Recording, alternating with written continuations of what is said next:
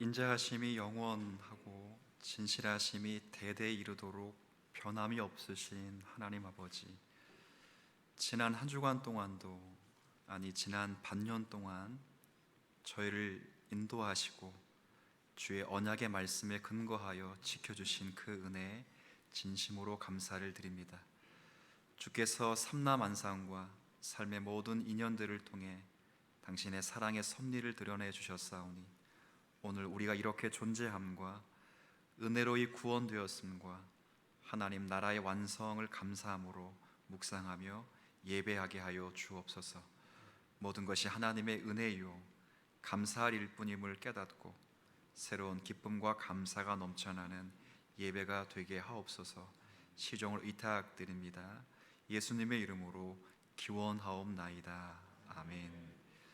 다 함께 일어나셔서요, 찬송가 2장을 찬송 부르겠습니다.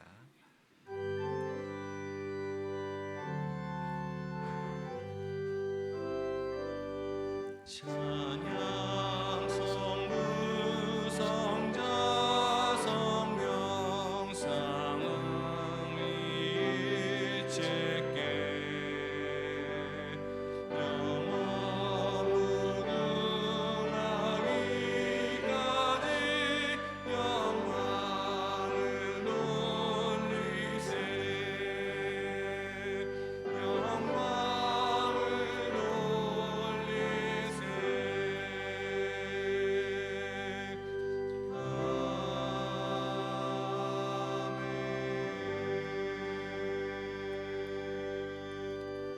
네, 교동문은 87번째 요한계시록 21장입니다.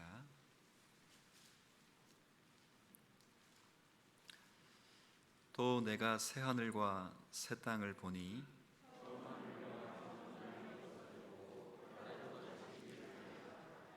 또 내가 봄에 거룩한 성 새 예루살렘이 하나님께로부터 하늘에서 내려오니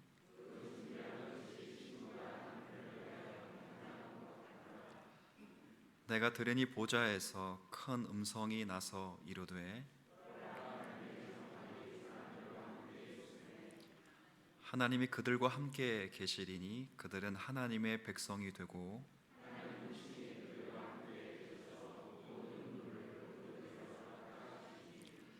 다시는 사망이 없고 애통하는 것이나 곡하는 것이나 아픈 것이 다시 있지 아니하리니 보좌에 앉으신 이가 이르시되 보라 새롭게 하노라. 아멘. 신앙 고백 우리 함께 드리겠습니다. 나는 전능하신 아버지 하나님 천지의 창조주를 믿습니다. 나는 그의 유일하신 아들 우리 주 예수 그리스도를 믿습니다.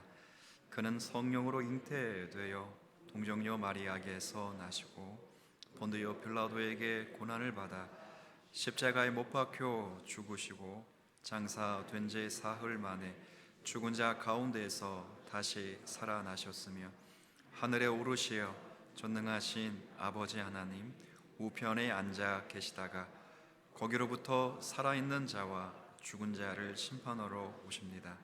나는 성령을 믿으며 거룩한 공교회와 성도의 교제와 죄를 용서받는 것과 몸의 부활과 영생을 믿습니다. 아멘. 자리에 앉으셔서 찬송가 161장 찬송 부르겠습니다. 이 찬송 부르신 후에 예배를 대표해서 이재천 장로님께서 기도하시겠습니다.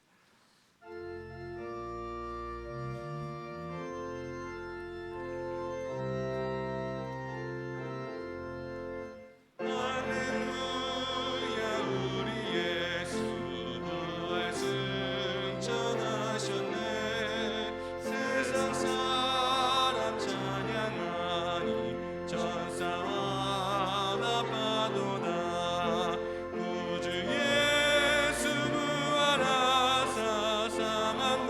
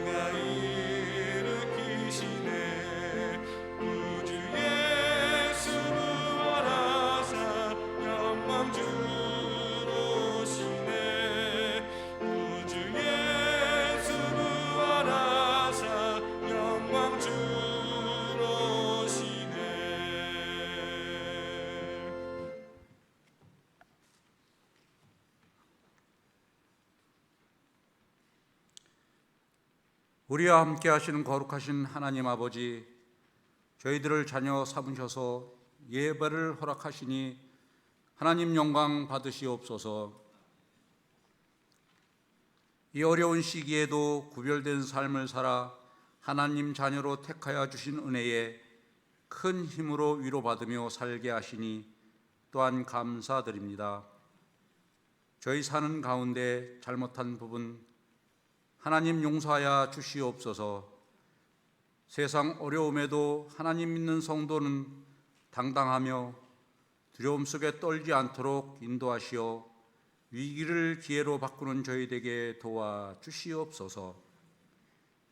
이 무더위 또한 필요함으로 주시고 그 속에서 모든 생명체가 더욱이 단단하여 늘 감사와 찬송 속에서 희망찬 성도님들로 살아가게 하여 주시옵소서.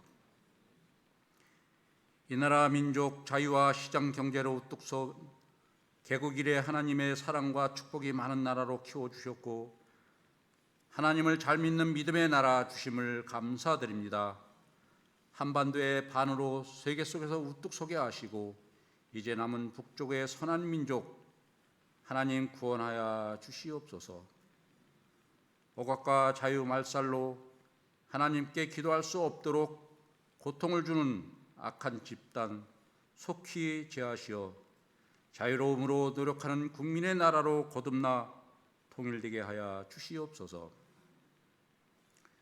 전염병 가운데에도 열방전도에 수고하시는 선교사님 그 마음 상처받지 않도록 복음 전하시게 하나님 도와주시오며 그 뿌리가 마르지 않게 하옵소서. 이종족 사역에도 하나님 완급으로 조절하여 잘 감당케 하여 주시옵소서. 말씀 전하시는 목사님 늘 강건함과 성령 충만하게 하시어서 우리 모두 성도가 아멘으로 응답함으로 하나 되게 인도하여 주시옵소서. 찬양대가 제자리에 섰습니다. 이 일이 이제 끝이지 않게 하시고 곡주의 기도를 통하여 은혜가 배가 되도록 도와주시옵소서. 교회 내 어려움 속에서도 열심히 하나님을 사랑하여 기도하는 많은 성도 하나님 응답의 시간으로 도우시며 질고의 고통 속에 있는 성도 하나님 사랑이 충만토록 치유하여 주시옵소서. 우리 온 성도는 교회와 영상으로 예배할 때 하나님 사랑 넘치게 하시며 그 중심에 하나님께서 임재하시어 인도하여 주시옵소서. 믿음의 형제 자매에게 모든 마음의 문을 열고 미래의 세상을 향해 넓은 마음으로 전도하는 주님의 성도 되게 하여 주시옵소서. 이 예배를 위하여 보이지 않는 손길 하나님 복 주시며 우리를 구원하신 예수님의 이름으로 기도합니다. 아멘.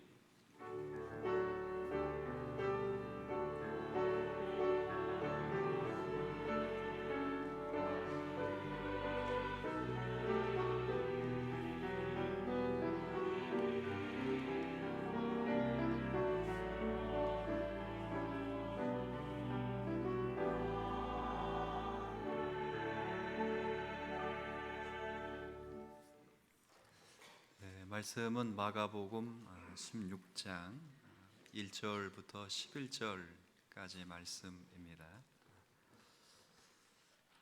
지난 부활 주일날 이 본문을 좀 미리 살펴보았는데 오늘 좀 관점을 달리해서 다시 한번 이 본문을 살펴보겠습니다. 마가복음 16장 1절부터 11절까지 말씀인데 좀 교독을 좀 하도록 하겠습니다.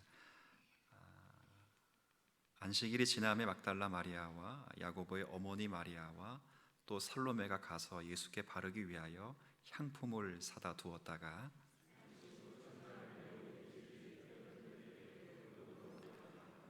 서로 말하되 누가 우리를 위하여 이 무덤 문에서 돌을 굴려 주리요 하더니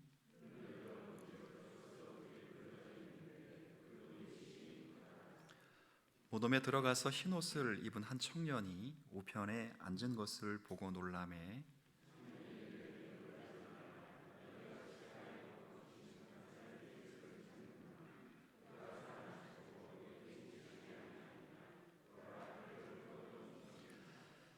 가서 그의 제자들과 베드로에게 이르기를 예수께서 너희보다 먼저 갈릴리로 가시나니 전에 너희에게 말씀하신 대로 너희가 거기서 배우리라 하라 하는지라.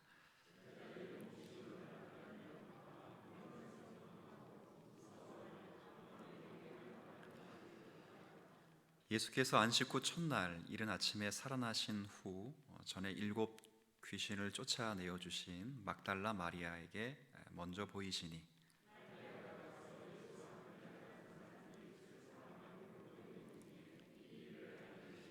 그들은 예수께서 살아나셨다는 것과 마리아에게 보이셨다는 것을 듣고도 믿지 아니하니라. 아멘. 오늘은 할렐루야 찬양대에 찬양이 있겠습니다.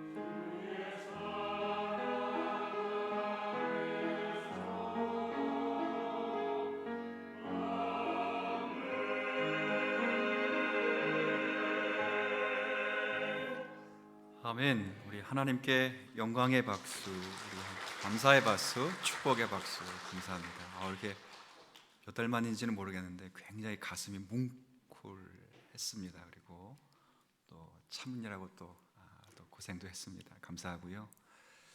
우리 성가대뿐 아니라 또 어려운 때에 방송, 차량, 여러 안내위원들, 이 모양 저 모양으로 섬기는 분들, 그리고 어려운 또 주일학교 부서를 안고 기도하는 모든 교사분들 참 귀한 것 같습니다. 우리 모두가 힘내라고 박수로서 한번 격려할까요? 감사합니다. 반갑습니다. 잘 오셨습니다. 어떠세요? 우리 성가대 하시니까 저만 뭉클한 것 같은데 아닙니다. 좋습니다. 그 예수님께서 죽음 전후로 그 몇십 년 동안 이스라엘이란 나라에는 약 10여 개의 메시아 운동이 일어났습니다. 근데 대부분의 경우는 이 메시아 운동의 리더가 참형을 당했고요. 또 리더의 죽음과 함께 거의 대부분의 메시아 운동은 역사 속에서 사라지고 말았습니다.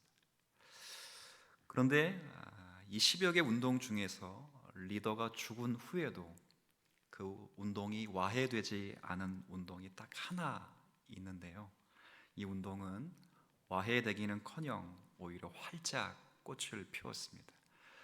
그리하 약 300년이 지나고 나서는 로마 제국 전체에 이 운동이 퍼져나갔습니다. 많은 메시아 운동 중에 유일하게 확산되고 또 로마 전체로 퍼져나간 이 운동은 다름 아니라 우리가 믿고 있는 이 기독교 메시아 운동이었습니다. 어떤 점이 특별하였기에 물이 바다를 덮음같이 예수를 인정하는 것이 온 세상에 충만하게 되었을까? 아마도 크리스천들이라면 이 운동이 다른 운동과 다른 그것은 아마 이 운동의 리더가 죽은 뒤에 일어난 바로 그 일이 이 운동의 폭발적인 확산의 비밀로 꼽고 있습니다. 도대체 기독교 창시자의 죽음 뒤에 어떤 일이 벌어졌을까? 천사의 말을 직접 빌어 말씀드리면 그가 살아나셨고 여기 계시지 아니하느니라. 부활입니다. 부활. 오늘 본문은 바로 기독교 창시자의 죽음 뒤에 벌어진 그 일로 우리를 초대하고 있는데요. 그런데 굉장히 분위기가 좀 이상하다는 것을 여러분과 제가 감지할 수 있습니다. 예수님께서 십자가에 죽으시고 사흘 만에 부활하셨습니다. 그리고 죽음의 문을 여시고요, 다시 살아나셨습니다. 이 부활의 새벽 미명에 두 명의 마리아와 살로메라고 한 여인이 예수님의 시체가 있는 무덤에 달려왔습니다. 그런데 신비한 일이 발생한 거예요. 가서 보니까 무덤을 가로막고 있는 큰 돌이 3분의 2 이상 이렇게 굴려져 있었고요. 그 무덤을 자세히 보니까 거기에 예수님의 시체가 사라지고 만 것을 발견했습니다. 얼마나 놀랐을까요?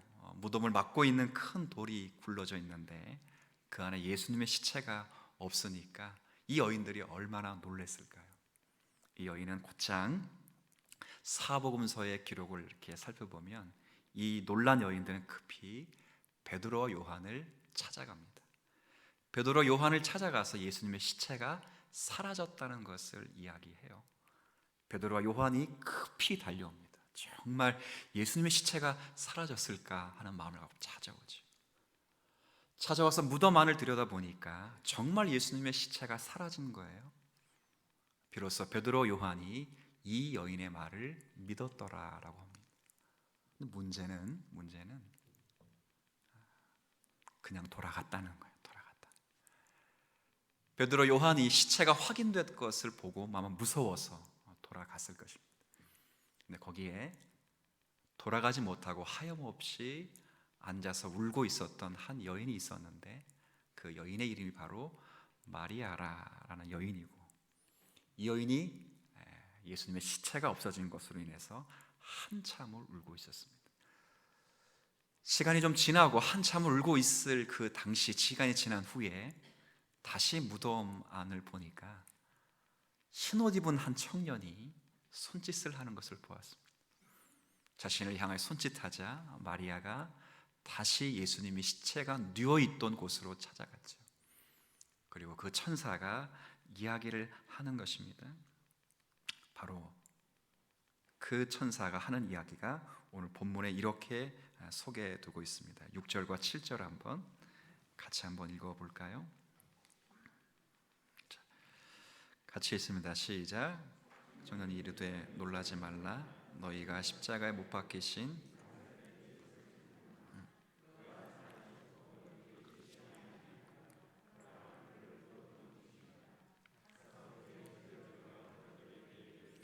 예수께서 너희보다 먼저 갈릴리로 가시나니 저는 너희에게 말씀하신 대로 너희가 거기서 배우리라 하라 하는지라. 아멘. 예수님이 살아나셨다는 것을 이야기하는 거예요. 근데 마리아가 믿지를 못합니다. 이 천사에게 오히려 뭐라고 물어보냐면 요한복음에 내 주님을 어디다 두셨는지 아십니까? 라고 물어봅니다. 여러분 좀 어떠십니까?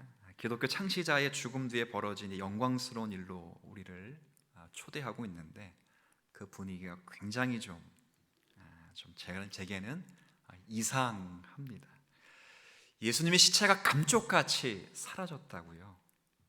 그런데 이 마리아가 슬퍼하며 울고 있습니다. 근데 놀라운 건 마리아만 슬퍼하고 울고 있는 것이 아니라 나중에 부활하신 예수님을 만난 마리아가 이 부활 소식을 예수님을 따랐던 여러 사람들에게 전했을 당시의 그 환경을 이렇게 설명합니다. 10절 한번 볼까요? 10절입니다. 마리아가 가서 예수와 함께 하던 사람들이 자 그다음 뭐하고 있었다 그랬죠? 분명히 예수님의 시체가 사라졌다는 것을 제자들에게 이 사람들이 들었을 것입니다. 베드로와 요한이 급히 도망을 갔으니 예수님의 시체가 사라진 것을 보고 요한복음에 보면 집에 갔습니다. 분명히 사람들조차도 예수님을 따랐던 많은 사람들조차도 예수님의 시체가 사라진 것을 알았다고요. 근데 다들 뭐하고 있다고요? 울고 있다고요. 슬퍼하고 있다고요. 슬퍼하고 있다고요. 좀 이상하지 않습니까? 제가 지난주 부활주일에는 이 마리아의 눈물을 긍정적으로 묘사를 했는데 오늘 이 마리아의 눈물을 부정적으로 좀 묘사를 해보도록 하겠습니다. 슬퍼하고 있습니다. 저는 이 마리아의 눈물 그리고 예수를 따랐던 사람들의 눈물 속에 오늘날 우리의 신앙을 돌아보게 하는 중요한 교훈이 담겨 있지 않는가 생각을 합니다. 여기는 뜻밖에도 커다란 모순이 있습니다. 물론 마리아가 새벽 미명에 일찌감치 나와서 예수님이 있는 곳을 찾아온 이 일이야말로 정말 아름다운 정성임에는 틀림이 없습니다. 그러나 동시에 마리아의 눈물 속에는 앞뒤가 맞지 않는 커다란 모순이 있습니다. 그게 뭘까요? 예수님의 시체가 무덤에 없는 것으로 인하여 마리아가 지금 슬퍼하고 울며 있다는 거예요. 근데 한번 생각해 보세요. 지금 우리가 믿고 있는 부활 신앙의 근거에서 한번 생각해 보라 그 말입니다. 예수님의 시체가 사라진 것을 보고 슬퍼해야 합니까? 예수님의 시체가 무덤 속에 없이 빈 무덤을 보고 울며 두려워할 일입니까? 아니면 우리가 지금은 부활 신앙의 근거에 생각한다면 예수님의 시체가 무덤 속에 없다는 것을 인하여 슬퍼할 일이 아니라 기뻐해야 될 일이 아닙니까? 그렇지 않습니까? 우리 하나님의 아들 예수 그리스도가 사망 권세를 깨치시고 무덤에서 부활하셨으니 말입니다. 얼마나 기쁜 일입니까? 기뻐해야죠. 할렐루야! 예수께서 죽음을 이기시고 사흘 만에 부활하셨도다. 말씀하신 대로 살아나셨다. 할렐루야! 그래야죠. 예수님도 누누이 말씀해 오신 거 아닙니까? 마가복음에 보면 3번이나 기록되어 있죠. 인자가 많은 고난을 받을 것이다. 그래서 장로들과 대제사장들과 서기관들의 버림받아 죽임을 당하게 될 것이다. 그러나 다시 사흘 만에 살아나리라 그랬다고요. 오늘 본문에도 천사가 이렇게 말해. 좀 전에 읽었던 대로 말씀하신 대로 살아나셨고 말씀하신 대로 갈릴리로 가신다. 그러니 거기서 만나라. 이미 다 뭐 했다고요? 말씀하셨다. 울면 어떡하냐 그 말이죠. 그러니까 예수님의 시체가 사라졌다고 해서 슬퍼해서는 안 되었다는 것입니다. 제자들처럼 무서워해서도 안 되었다는 겁니다. 어떻게 해야 될까요? 빈 무덤을 보고 오히려 기뻐해야 됐다고요. 그러나 어느 누구도 기뻐하지 못하고 모두가 다 슬퍼하며 두려워했습니다. 저는 이런 내용들이 저는 생각할 때 지금 저들이 마리아나 혹은 예수님의 제자들이 당신들의 믿음을, 자신의 믿음을 진리에 입각해서 판단하지 않고 자기 감정과 기대에 의존해서 자신들의 신앙을 끌어가고 있지는 않은가, 그런 생각을 좀 하게 됩니다. 그래서 이 말씀을 앞에 놓고 종종 우리는 우리의 신앙이 이와 같이 되어가고 있지 않은가 한 번쯤은 반성해 볼 필요가 있겠다 생각이 좀 있어서 오늘 그 부분을 좀 조명하려고 합니다. 우리의 신앙이라고 하는 것이 사실은 객관적인 사실과 진리에 입각하기보다는 내가 생각하는 감정과 그리고 내가 겨는 기대 속에 나를 더 많이 끌어가고 있는 것이 아닌가, 그런 생각이 좀 들기도 합니다. 지금 마리아라고 하는 여인은 자신이 생각하고 있는 예수님에 대한 감정과 기대만을 가지고 무덤에 왔습니다. 그래서 이 여인은 예수님이 부활할 것이라는 생각은 전혀 하지를 못했습니다. 그가 예수님에 대해 거는 감정, 그가 예수님에 대해 거는 기대는 예수님은 지금 어디에 있어야 되죠? 무덤 속에 있어야 됩니다. 무덤 속에 있어야 됩니다. 예수님이 무덤 속에 안 계셨다는 것을, 안 계신다는 것을 상상하지도 않았습니다. 왜 그러냐면 자신의 신앙을, 예수님에 대한 자신의 믿음을 자신의 감정, 자신의 기대에 의존하고 있기 때문에 예수님이 미리 하신 말씀, 예수님이 진리로 명백히 판명하게 드러나신 말씀이 자신의 신앙의 믿음의 기준이 되지를 못하고 있다는 거예요. 우리도 비슷하게 될 수 있습니다. 그러니 빈 무덤을 그 여인에겐 기대할 수가 없죠. 이때 자신의 감정에 빠져 주의 말씀을 읽고 있는 마리아에게 천사가 일깨워준 말, 아까 읽었는데요, 마태복음에 보면 조금 더 정확하게 나와 있습니다. 너희는 놀라지 마라. 마리아가 말합니다. 너희 놀라지 말아라. 십자가에 못 박힌 예수를 너희가 찾는 줄 아노라. 그러나 그가 여기 계시지 않고 그가 말씀하신 대로 살아나셨느니라. 그 다음 와서 그가 누우셨던 곳을 좀 와서 보라, 그 말이죠. 이해되십니까? 울면 우뚝하냐? 우는 것으로 신앙을 대신하지 말고 자신이 예수에게 터는 기대와 감정으로 자신의 신앙을 성립시키지 말고 이미도 말씀하신 하나님의 말씀과 그 말씀이 객관적으로 성취된 그 진리에 근거하여 너희의 믿음을 다시 세워야 되지 않겠느냐. 좀 와서 뭐라고요? 보라고요. 와서 보라고요. 12절 13절이 굉장히 짧게 기록되어 있지만 누가복음이라든가 이런 데 보면 더 길게 기록되어 있습니다. 엠마오로 내려가는 두 제자에게 예수님이 찾아오셔서 말씀하신 내용이 뭡니까? 이런 미련하고 선지자들이 말한 모든 것을 마음에 더디 믿는 자들이여 라고 했죠. 기대하지 않았다는 것입니다. 어느 누가 예수님의 부활을 수없이 많이 들었음에도 불구하고 자신의 신앙의 영역 안에 집어넣고 있지를 못하고 있다는 것입니다. 왜요? 자신의 감상과 자신의 감정과 자신이 예수에 거는 기대가 그 객관적인 말씀을 밀어냈다는 것입니다. 오늘 이 이야기입니다. 여러분, 모든 소망의 줄이 끊어질 때가 있습니다. 그리고 우리도 어둠과 절망만이 기다리고 있을 그런 절박한 상황들이 우리 가운데 있을 수 있습니다. 그때 우리가 해야 될 가장 중요한 일은 그저 감정이 흘러가는 대로 슬퍼하고 애통하고 고민할 것이 아니라 주님께서 뭐라고 말씀하셨는가를 기억해야 합니다. 주께서 뭐라고 말씀하셨는가? 내 감정, 내 기대, 내 감상이 아니라 주께서 내게, 교회에게 뭐라고 말씀하셨는가를 기억해야 됩니다. 지금 천사가 나타나서 마리아와 함께한 여인들에게 하신 충고가 바로 그겁니다.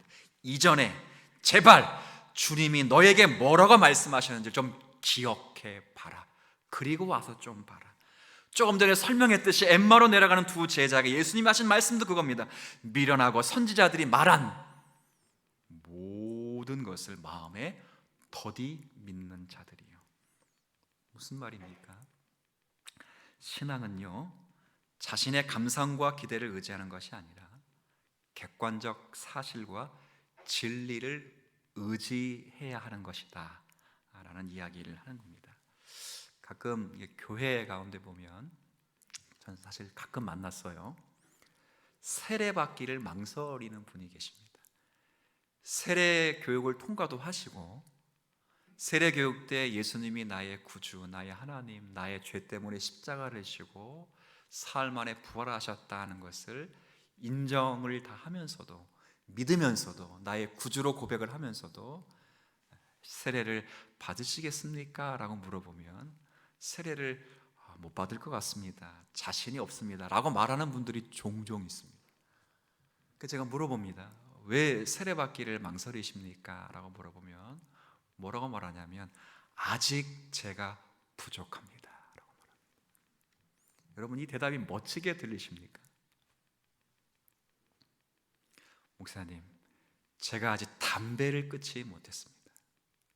목사님, 제가 아직 술을 마시지 못합니다. 이 모양 이 꼴로 어떻게 제가 세례를 받을 수 있겠습니까? 라는 겸손의 고백은 굉장히 중요한데 잘 생각하셔야 됩니다. 그 믿음은 자신을 근거로 해서 성립되는 것이 결코 아닙니다. 이런 문제는 우리의 신앙생활을 하는데 가장 우리를 괴롭히는 명제 가운데 하나입니다. 그런데 여기서 우리가 분명히 확인하고 분명히 짚고 지나가야 될 진리가 하나가 있는데 한번 따라해 볼까요? 예수님은 내 요청에 의해서 돌아가시지 않았습니다. 아시겠습니까? 여러분이 죄인인 것을 자각해서 예수님을 오라고 부른 것도 아닙니다. 여기서 여러분들이 죄를 자각하고 회개하여 예수님이 비로소 십자가를 지신 것이 아닙니다. 여러분이 예수님 보고 다시 살아나세요, 나를 위해서 살아나세요라고 해서 예수님이 부활하신 것도 아닙니다. 우리가 아직 죄인 되었을 때에 그리스도께서 우리를 위하여 십자가에 죽어주셨습니다. 허물과 죄로 죽었던 우리를 살렸습니다. 우리가 요청한 것이 아닙니다. 나의 감정, 나의 기대로 인해서 예수님이 오신 것도 아니고 예수님이 죽으신 것도 아니고 예수님이 다시 사신 것도 아닙니다. 마찬가지입니다. 오늘 본문에도 예수님의 죽으심과 예수님의 부활 앞에 당신을 가까이 모시고 있었던 제자들과 여인들조차도 그 죽으심과 부활하심을 이해하지 못하고 있다, 그 이야기를 합니다. 이게 핵심일까요? 이건 환경입니다.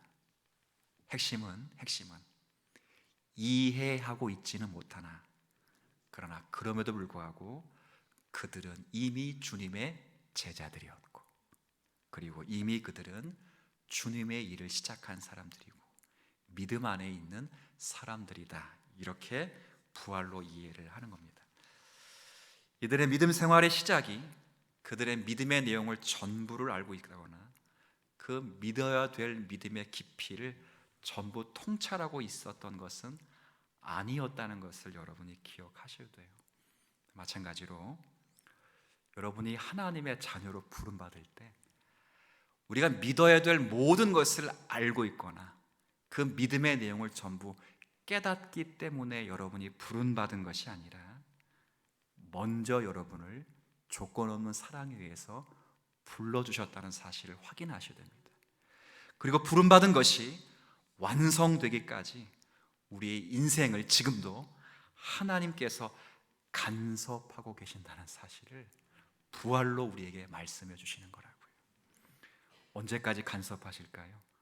주님이 오시는 그날까지 간섭하십니다. 저는 이 굉장히 얼마나 제가 감사한 신앙의 내용인지 몰라요. 저도요, 목회를 하면서 또 목회자뿐만 아니라 개인의 신앙인이기 때문에 저도 가끔 제가 해놓은 일 때문에 제가 자멸하는 경우가 있습니다. 저도 시험 들고 제 자신 때문에 넘어집니다. 근데 그때마다 제가 힘을 내고 용기를 가질 수 있는 것은 내 자신의 컨디션과 내 자신이 예수에 거는 그 믿음과 기대가 아니고, 그럼에도 불구하고 제가 주님의 자녀이며 그럼에도 불구하고 주님 사랑교회 담임 목사라, 그 말입니다.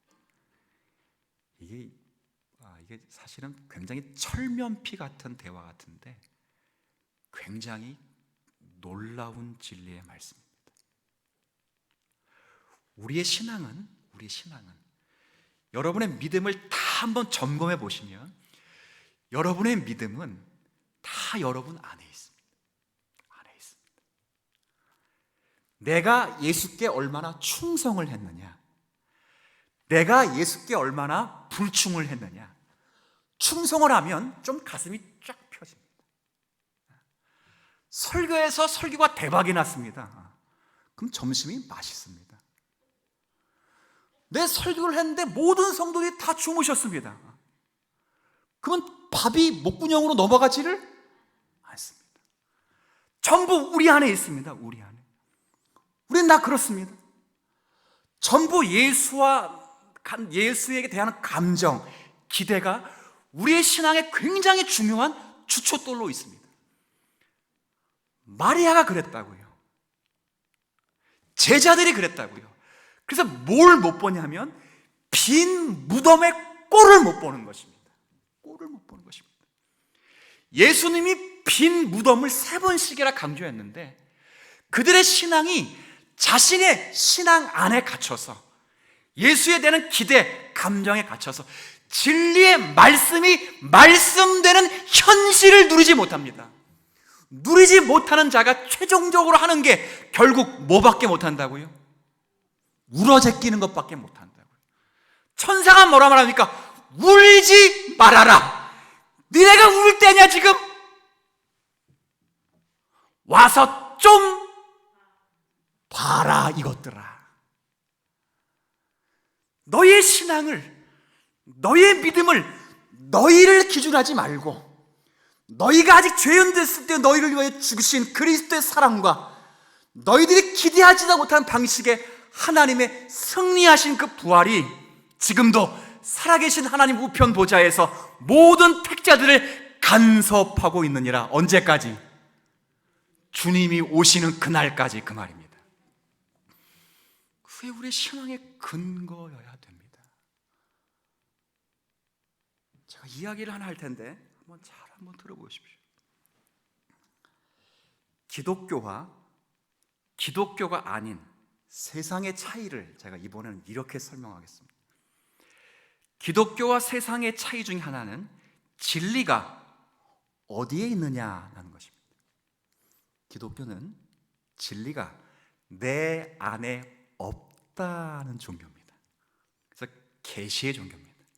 그 진리가 하나님으로부터 오고 하나님의 말씀인 어디로부터 근거되냐면 성경으로부터 근거됩니다. 세상은 반대입니다. 세상은 진리의 근거가 외부로부터 존재하지 않습니다. 세상은 진리의 근거가 내부에 있습니다. 자기 안에 있습니다. 자기 안에.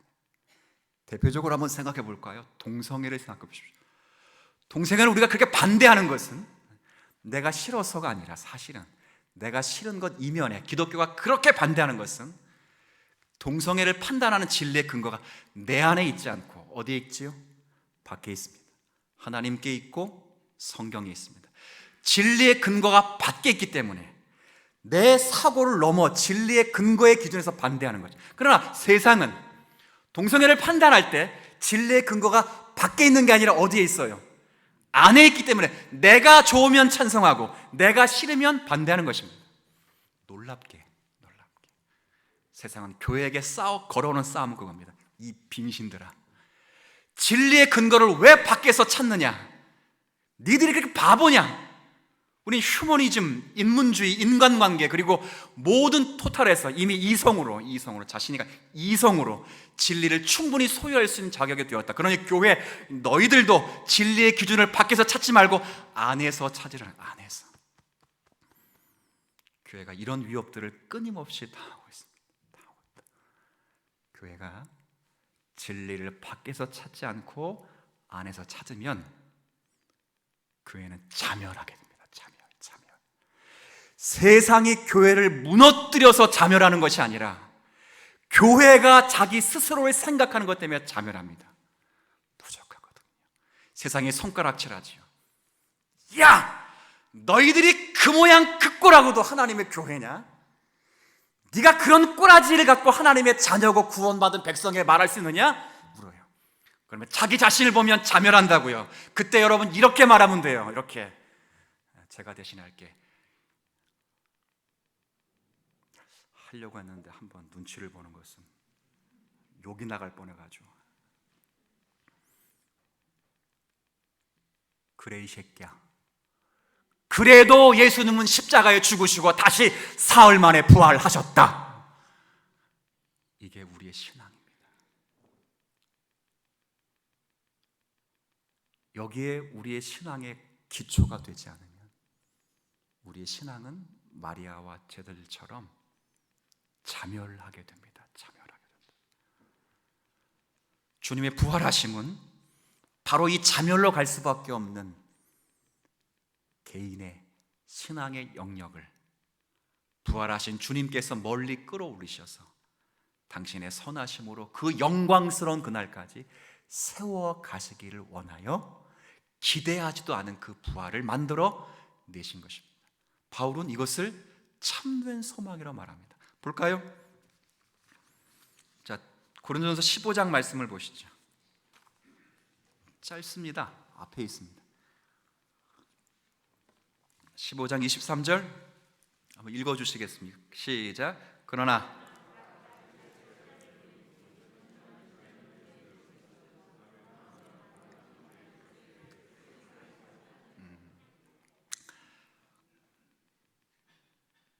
부활장의 적용이라는 것을 생각하셔야 합니다. 이해되십니까? 고린도전서는 부활장입니다.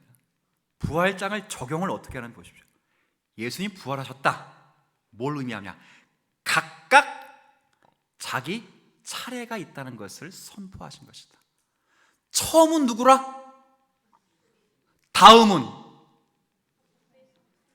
뭐 어렵게 하지 마십시다. 가슴을 치며 나다. 시작. 예수님이 부활하신 가치가 뭐냐? 딴 거 없다. 처음이 예수님이면 각각 차례대로 다음이 너가 예수가 되도록 하기 위하여 부활하셨다 그 말이죠. 너는 그 자리까지 무슨 수를 써도 안 된다. 너가 예수에 대한 거는 기대, 너가 갖는 감정으로는 되지 않는다. 그러나 예수가 죽음을 뒤엎고 죄와 사망을 깨치고 우리의 모든 죄책을 소멸하신 후에 우리가 기대하지 않았지만 부활하셔서 우리와 연합하시고 하나님 보좌 우편에 앉으셔서 우리를 그 부활하신 주님과 같이 반드시 만들어 내실 것이다. 그러니 쫄지 말아라. 그러니 너희들의 신앙이 부족하다고 넘어지거나 우는 것으로 때우지 말아라. 좀 와서 봐라 이것들아. 봐라. 우는 것으로 때우면 말씀이 현실화되지 못한다. 우는 것으로 때우면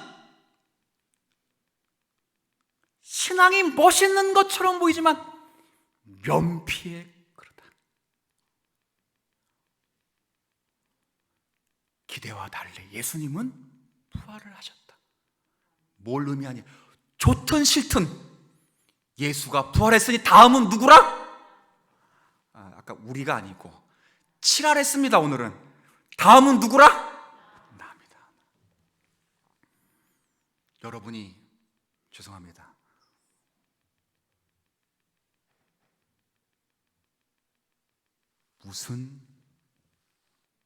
모양으로 있든, 얼마나 부족하여 한없이 울든, 날마다 여러분이 여러분을 향하여 생각하는 부족함과 죄책이 커지면 커질수록 이것 또한 안고 부활하신 주님처럼 주님은 만드실 수가 있습니다. 주님이 그렇게 말씀하셨기 때문입니다. 성경은 그 이야기를 하는 것입니다. 제가 여러분에게 드리고 싶은 말씀은 바로 우리가 그 과정 가운데 있는 사람들이라 그 말입니다. 우린 다 마리아와 같고 제자들 같습니다. 물론 우리에게 잘 살았느냐고 물으면 할 말이 없죠. 자신이 없습니다. 개인적인 종말을 가까이 맡게 되는 각각의 시간 차이에서 다가올수록 우리의 부족함은 더 크고 우리의 모자람은 더 큽니다. 낙심이 되기도 합니다. 때론 성도가 열심히 살아도 그 열매가 미약할 때가 되게 많습니다. 우리가 힘을 다해도 열매가 보이지 않을 때도 많고요. 그때마다 우리는 의심이 듭니다. 하나님이 나와 함께 하신다고 하는데 왜 나는 이 모양인가? 주님이 나와 함께 하시지 않는 것이 아닌가? 그러나 그 모든 것을 안고 키워가시는 분이 하나님이십니다. 그리고 부활하신 예수 그리스도이십니다. 그분이 하늘 보좌 우편에서 지금도 우리를 위하여 중보하실 뿐 아니라 먼저는 나니 다음은 이제 거꾸로죠. 너희라라고 말씀하신 바로 그 주님으로 우리가 세워져 갑니다.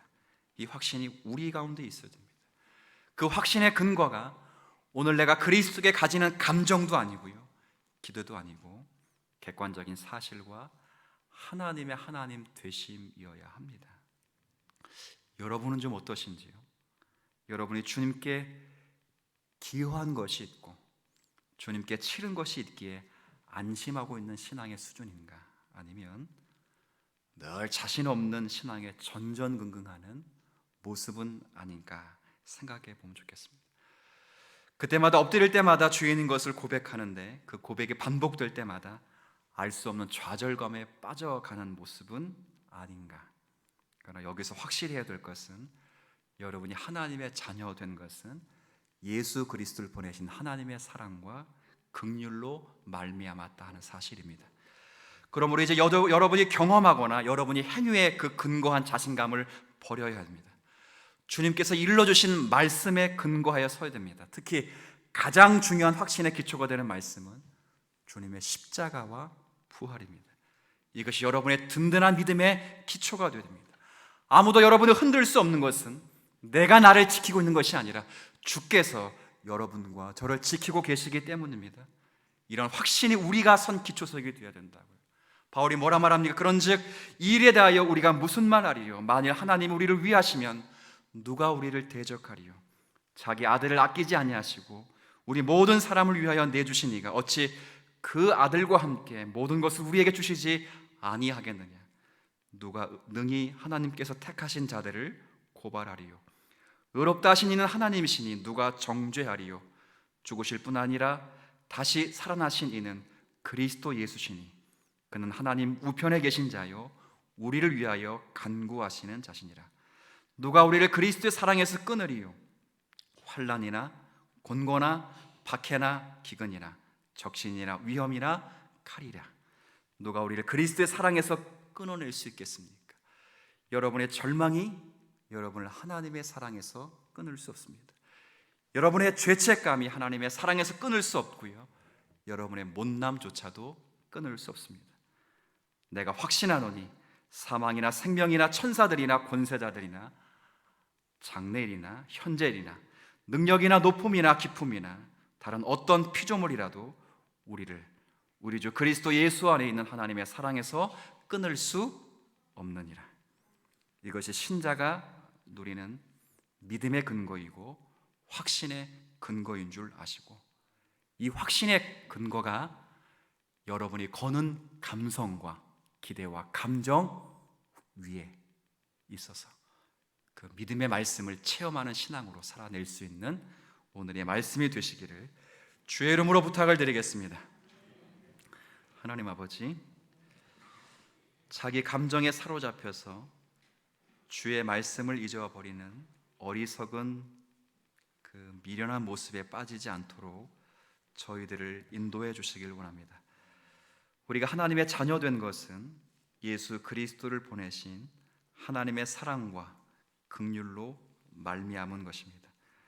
그러므로 나의 경험이나 행위에 근거한 자신감을 버려야 할 것입니다. 주께서 우리에게 일러주신 말씀으로 서야 합니다.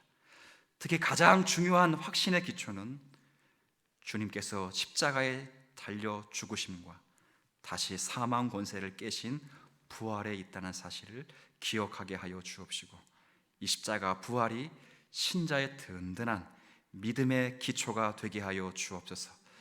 그러기에 날 흔들 자가 없습니다. 내가 나를 지키고 있는 것이 아니라 주께서 나를 지키고 계시기 때문입니다. 이런 진리의 말씀이 우리의 확신이 되기를 바라옵고, 우리 밖에 있는 진리의 말씀이 우리 안에 현실화되기 위하여 끝까지 주님의 영광을 위하여 힘쓸 수 있는 능력 있는 성도가 되게 하여 주옵소서. 예수님의 이름으로 기도 올립니다. 아멘.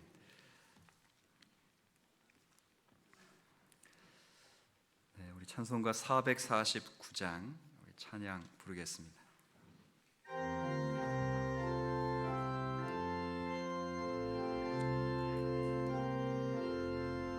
예수 따라가며 복음 순종하며 우리의 갈 길 완하겠네. 주를 의지하며 순종하는 자를 주가 늘 함께 하시리라. 의지하고 순종하는 길을 예수 안에 즐겁고 복된 길이로다. 해를 당하거나 우리 고생할 때 주가 위로해 주시겠네. 주를 의지하며 순종하는 자를 주가 위해 주시리라. 의지하고 순종하는 길을 예수 안에 즐겁고 복된 길이로다. 남의 짐을 지고 슬픔 위로하면 주가 상급을 주시겠네. 주를 의지하며 순종하는 자를 항상 복 내려 주시리라. 의지하고 순종하는 길을 예수 안에 즐겁고 복된 길이로다. 우리 많은 것을 주께 나누리며 우리 기쁨이 넘치겠네. 주를 의지하며 순종하는 자를 은혜 풍성케 하시리라. 의지하고 순종하는 길을 예수 안에 즐겁고 복된 길이로다. 주를 힘입어서 말씀 잘 배우고 주를 모시고 살아가세. 주를 의지하며 항상 순종하며 주가 사랑해 주시리라. 의지하고 순종하는 길을 예수 안에 즐겁고 복된 길이로다. 하나님 아버지, 감사를 드립니다. 아무것도 보답할 길이 없는 이 길에 접어들게 되어서 그 은혜를 감사하는 마음으로 우리가 몸과 마음을 드리고 주신 물질을 구별하여 드리게 하셨습니다. 하나님 기뻐 받으시는 예물이 되게 하여 주옵시고, 또 사용되는 곳마다 복음의 선한 역사가 증거됨을 누릴 수 있게 하여 주옵소서. 한국 교회가 굉장히 힘든 상황을 맞고 있습니다. 세상으로부터의 그런 손가락질이 아니라 교회 안의 자존감을 회복하지 못한 그런 힘듦이 너무 큽니다. 주님, 교회의 근간은, 그리고 교회의 기초는 인간이 아닙니다. 그리고 심지어 우리가 예수께 갖는 믿음과 기대에 근거한 신앙도 아닙니다. 교회의 기초는 반석 되신 예수 그리스도이시고 주는 살아계신 하나님의 아들이요 우리의 구원자 되신다라고 하는 진리에 근거하고 있습니다. 주님, 교회를 교회되게 하시는 분은 오직 주님 한 분임을 기억하게 하여 주옵시고 어떤 어려움 속에서도 오로지 주만 바라보며 믿음으로 승리할 수 있는 모든 교회와 성도들이 되게 하여 주옵소서. 바이러스가 속히 종식되게 해 주시고 자유롭게 하나님을 예배할 수 있는 그날이 오게 하옵소서. 또 교회들 가운데 여러 또 마음에 또 어려움을 갖고 있는 분들이 계십니다. 물질로 인하여, 건강으로 인하여, 환경으로 인하여 주님, 주께서 각각의 심령을 위로하시고 담대하게 해주시며 소망의 빛을 밝게 비추어 주셔서 강한 믿음으로 세우시고 주의 손으로 안수해 주셔서 모든 고통이 주 안에서 물러가게 하여 주옵소서. 하나님, 특별히 한 주간을 살아갈 때 이 믿음을 근거로, 주께서 허락하신 진리를 근거로 주께서 내게 뭐라 말씀하셨는가, 그것이 우리의 믿음의 가장 중요한 반석이 되게 하옵소서. 예수님의 이름으로 기도 올립니다. 아멘. 광고 말씀 몇 가지 드리겠습니다. 오늘 원래 예정대로 했다면 오늘이 맥주 감사 주일 이렇게 보내게 됐을 텐데, 맥주 감사 주일을 이번에는 뭐 이렇게 그냥 지나가고 추수 감사 주일날 이렇게 같이 좀 하면 좋겠다라는 생각을 좀 했습니다. 교계에서도 많은 교회들이 부활절을 뒤로 이렇게 물러서 했던 것처럼 맥주 감사절도 추수 감사절과 함께 해서 성도들에게 큰 부담감을 안기지 않았으면 좋겠다, 그런 생각들을 교계들이 많이 하고 있어서 동일하게 그렇게 한 것이니까 여러분의 이해와, 그리고 여러분들이 그럼에도 불구하고 반년 지키신 주님의 은혜는 각각 생각하시면서 감사했으면 좋겠습니다. 예배 회복의 날이 7월 마지막 주로 변경이 되고 이제 확정이 됐습니다. 더 이상 미룰 수 없는 것은 그 주부터 교육부서가 어떤 방식을 취하든 성경학교가 수련회가 진행됩니다. 아마 비대면 방식으로 진행되는 경우가 클 텐데요. 그러면 그런 것을 우리가 고려해서 우리도 예배 회복의 날을 정해서 회집 예배를 1, 2부 나누어 드리도록 하는 방향을 지금 모색하고 있는데요. 몇 가지 방식은 있습니다. 다음 주에 정확하게 그 방식을 주부에 싣고 또 구역장님들에게 또 공지해서 그렇게 예배 드릴 수 있도록 마련해 두도록 하겠습니다. 기도 많이 해주시면 고맙겠습니다.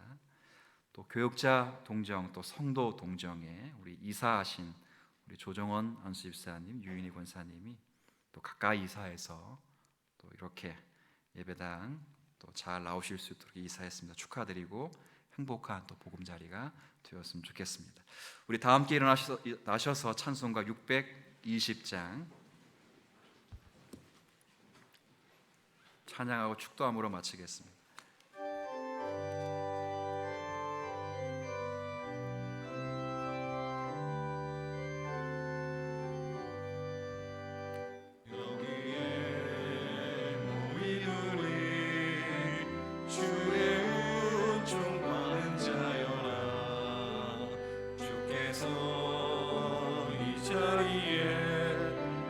함께